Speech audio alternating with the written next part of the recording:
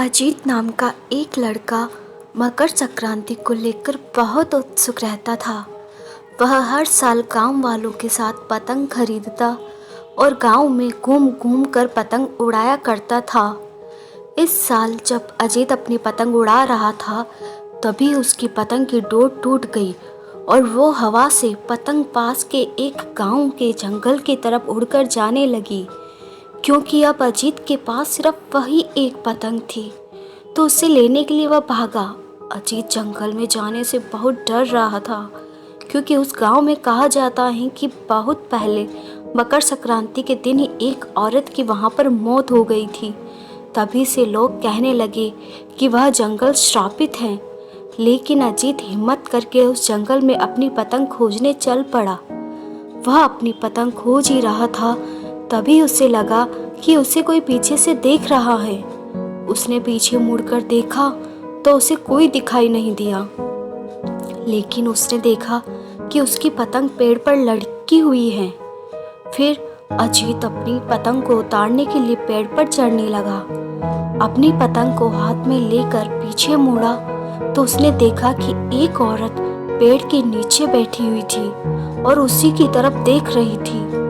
उसके चेहरे पर बहुत कटे पीटे के निशान थे और उसका आधा शरीर जला हुआ था। अजीत यह देखकर डर गया और वह औरत हवा में उड़ने लगी। उसने अजीत को शर्ट की कॉलर से उठा लिया और उसने पूछा, क्या तुमने मेरे बारे में कहानी सुनी है? अजीत ने हाँ में सर हिलाया और उसने डरते डरते उसे बताना शुरू किया।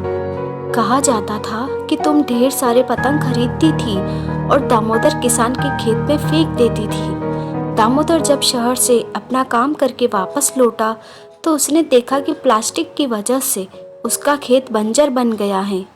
गुस्से में आकर दामोदर ने तुम्हें पतंग के धागे से पेड़ में बांधकर जला दिया।